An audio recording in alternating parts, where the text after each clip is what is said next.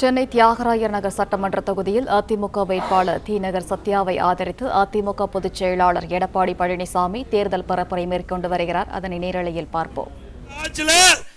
இதை செய்யல அப்படின்னு சொல்ல அதுக்கு பதில் சொல்ல தயார். அதை விட்டுட்டு மத்தியில இருக்கிறத பத்தி பேசுவதனால இந்த தேர்தலுக்கு அதுக்கு சம்மதம் உண்டா? அடுமைகிறார். அதிமுக ஏற்கனவே தெளிவுபடுத்தி விட்டேன். நான் மட்டுமல்ல, எங்க தொண்டன் கூட யாருக்கு அடிமை இல்லை.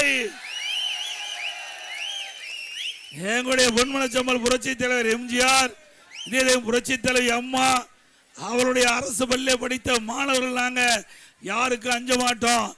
இன்றைக்கு தமிழ்நாட்டு மக்களுக்கு நன்மை கிடைக்கின்ற எந்த திட்டமாக இருந்தாலும் ஆதரிப்போம், வரவேற்போம். தமிழ்நாட்டு மக்களுக்கு அவர்கள் யார் திட்டத்தை கொண்டு பாதிப்பு உள்ளாகின்ற திட்டத்தை கொண்டு வந்தாலும் அதை எதிர்த்து முறியடிப்போம். இதுதான் எங்களுடைய கொள்கை. உங்க மாதிரி ஆட்சி அதிகாரத்துக்காக எதவானாலும் அடமானம் வைக்க மாட்டோம். அடமானம் வைக்கின்ற கட்சி திமுக கட்சி. இன்றைய தினம் திராவிட முன்னேற்ற கழகம் காங்கிரஸ் கூட்டணி வச்சிருது. அப்போ தமிழ்நாட்டில் சட்டமன்ற தேர்தல் வந்தது. அந்த நேரத்தில் திரு கருணாநிதி உடன்பட்டு வரல. தொகுதி உடன்பாடு ஏற்படுறதுக்கு காலதாமதம் செஞ்சார். உடனே இது காங்கிரஸ் கட்சி என்னாச்சு, ரெய்டு விட்டாங்க. அறிவாலயத்தில் முதல் மாடியில் ரெய்டு நடக்குது. கீழ்த்தளத்தில் கூட்டணி பேச்சுவார்த்தை கையெழுத்து போடுறாரு. இப்படி அடிமைத்தனமாக இருக்கின்ற ஸ்டாலின் அவர்களே, உங்களுக்கு பேசுவதற்கு தகுதி இருக்குதா திமுக பத்தி? நாங்க கூட்டணி அமைச்சோம். உன்னை போல 20 நாட்கள் அலையில் அலைஞ்சு காங்கிரஸ்காரர் அவருடைய கருத்துக்கெல்லாம் சொல்லி, திமுக அவர் கருத்துக்கெல்லாம் சொல்லி, 2 பேரும் வார்த்தை போர் முற்றி ஒரு வழியா 20 நாள் கழிச்சு தான் கூட்டணி பேச்சுவார்த்தையை முடிச்சுங்க. உங்க கூட்டணி கட்சியில் இருக்கிறவங்களா போய் பார்த்து செருப்பு தேஞ்சு போனதான் மிச்சம். ஸ்டாலினை பார்த்து அண்ணா திமுக அப்படி இல்லை. அண்ணா திமுக கூட்டணி அமைக்கும் என்று அறிவிச்சோம். எங்களுடைய கூட்டணி கட்சி தலைவர்கள் அண்ணா திமுக தலைமை அலுவலகத்திலே ஒன்று கூடினோம். 2 மணி நேரத்தில் கூட்டணி பேச்சுவார்த்தை முடிவு பெற்றது. தம்பி, கொடி கேள முடியும் பாட்டாளி மக்கள். ஒவ்வொரு கட்சிக்கும் எத்தனை இடம் என்று 2 மணி நேரத்தில் முடிவு செய்து அறிவிக்கப்பட்ட கட்சி அண்ணா திமுக கட்சி.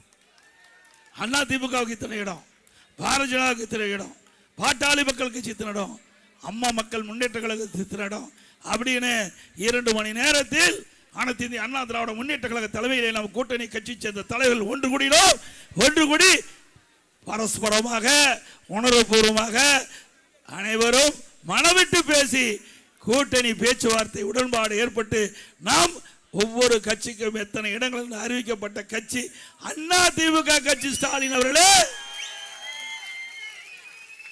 யார் அடிமை இல்லை. அதுக்கு பிறகு அடுத்த நாள் தேர்தல் அறிவிப்பு செட் வேகத்தில் வெளியிட்டோம். உன்னை போல 10 நாள் கழிச்சு நாங்கள் விடல. அடுத்த நாளே கூட்டணி பேச்சுவார்த்தை முடித்து அடுத்த நாள் நாம தேர்தல் வாக்குறுதியை வெளிச்சோம். அதுக்கு அடுத்த நாள் முதல் வேட்பாளர் பட்டியல் தமிழகத்திலே நாம தான் வெளியிட்டோம்ல.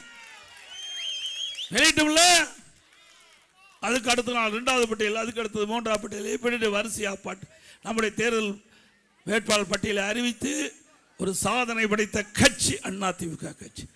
அது மட்டும் இல்ல, நீங்க 10 நாள் கழித்து தேர்தல் அறிவிப்பு வெளியிட்டு திரு ஸ்டாலின் பேசுறாரு, திமுகவை காப்படிச்சோமா? யாரையா முதல் தேர்தல் அறிவிப்பு வெளியிட்டா? நீங்களே சொல்லுங்க, சத்தமா சொல்லுங்க. காது கேட்கிற மாதிரி சவுண்ட் பத்தல. அண்ணா திமுக தானே முதல்ல தேர்தல் அறிவிப்பு வெளியிட்டீங்க. 2வது 10 நாள் கழிச்சு தானே திமுக தேர்தல் அறிவிப்பு வெளியிட்டாங்க. யாரை காப்பீடிச்சிருப்பாங்க? நம்ம விட்ட தேர்தல் அறிக்கை பார்த்து தானே திமுக காப்பி அடிச்சது. அங்க ஒன்னும் சரக்கு இல்லை.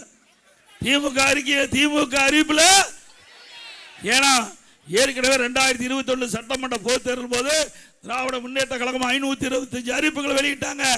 அதுல 4 1 பங்கு அறிவிப்பு கூட நிறைவேற்றல. அதனால அவர் தகுதியுமா தேர்தல் அறிவிப்பு வெளியிட முடியல. காரணம் அதுதான். அதிமுக அப்படி இல்லை. அம்மா அவர்கள் இருக்கின்ற பொழுது என்னென்ன தேர்தல் அறிவிப்புகள் கொடுத்தாங்களோ, என்னென்ன அறிவிப்புகள் வெளியிட்டாங்களோ அத்தனை நிறைவேற்றப்பட்ட ஒரே கட்சி அதிமுக கட்சி. அப்புறம் தமிழ்நாடு அணியா டெல்லி அணியா, தமிழ்நாடு அணியா டெல்லி அணியா புதுசா கண்டுபிடிச்சிருக்காரு. டாக்டர் பட்டம் கொடுத்துடலாம் ஸ்டாலின். யோ, எத்தனை தடவை தான் சொல்றது? தமிழ்நாட்டில் தேர்தல் நடக்குது. திரு ஸ்டாலின் அவர்களே, தமிழ்நாட்டுக்கு வா. டெல்லியிலேயே உட்கார்ந்துருக்கிறாரு. ஏதோ டெல்லியில் பயமாட்டு இருக்குது ஸ்டாலினுக்கு. என்ன டெல்லி விட்டு தமிழ்நாட்டுக்கே வரமாட்டேங்கிறார். ஸ்டாலின் அவர்களே, தமிழ்நாட்டுக்கு வாங்க. தமிழ்நாட்டில் தான் தேர்தல் நடக்குது, அதுவும் சட்டமன்ற தேர்தல் நடக்குது. திராவிட முன்னேற்ற கழகம் என்ற மக்களோட ஆட்சி அகற்றப்பட வேண்டும் என்று மக்கள் முடிவு பண்ணிட்டாங்க. அதனாலதான் தமிழ்நாட்டில் சட்டமன்ற தேர்தலை பற்றியே பேச மாட்டேங்கிறார் ஸ்டாலின். அப்புறம் இந்த ஜனநாயக போரில் இன்றைக்கு அரசியல் விருப்பு வெறுப்பு அப்பாற்பட்டு திமுக ஓட்டு போடணுமா? ஏன் ஓட்டு போட்டதே இவ்வளவு கஷ்டத்தை அனுபவிச்சுட்டு இருக்கிறாங்க. திமுக ஓட்டு போட்டதா கஷ்டத்தை அனுபவிச்சுட்டு இருக்கிறீங்க.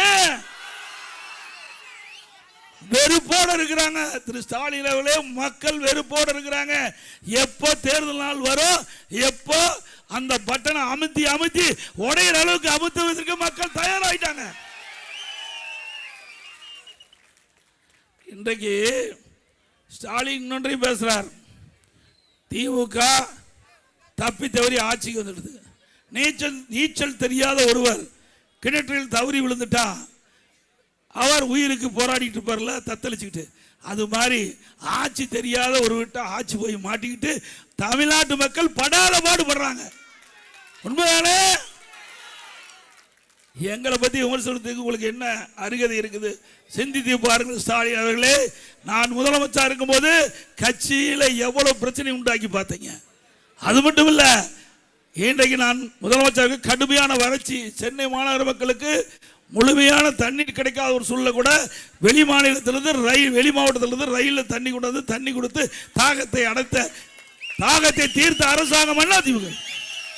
புயல் வெள்ளம் டெல்டா மாவட்டத்தில், பிறகு கொரோனா, ஒரு வருஷம் யாராவது வெளியே போக முடிஞ்சுதா? வீட்டிலே அடைபட்டி கிடந்தோம். அப்ப கூட மக்கள் ஒத்துழைப்பு கொடுத்தாங்க அதிமுக அரசாங்கத்துக்கு. விலை மதிக்க முடியாத உயிரை காப்பாற்றிய அரசாங்கம் அதிமுக அரசாங்கம். இப்படி மக்களை காத்த காரணத்தினால்தான் இன்றைக்கு மக்கள் எங்க மீது நம்பிக்கை வச்சிருக்கிறாங்க. இன்றைக்கு வல்லரசு நாட்டில் கூட இந்த கொரோனா வைரஸ் பரவல் இருந்து மக்களை பாதுகாக்க முடியல. ஆனா அந்த கொரோனா வைரஸ் தொற்று ஏற்பட்டு விட்டா அவர் உயிரிழக்க நேரிடும். அப்படிப்பட்ட சோதனையான நேரத்தில் கூட திறமையாக அரசு செயல்பட்டு விலை மதிக்க முடியாத உயிர்களை காப்பாற்றிய அரசாங்கம் அதிமுக. திமுக ஆட்சியில் வறட்சி வந்ததா, வெள்ளம் வந்ததா, புயல் வந்ததா, கொரோனா வந்ததா? ஒன்னும் வரல. அப்படி வந்திருந்தா அந்த முதலமைச்சரே காணாத போயிருப்பார். இவர் அந்த கொரோனாவிலேயே போயிருப்பார்.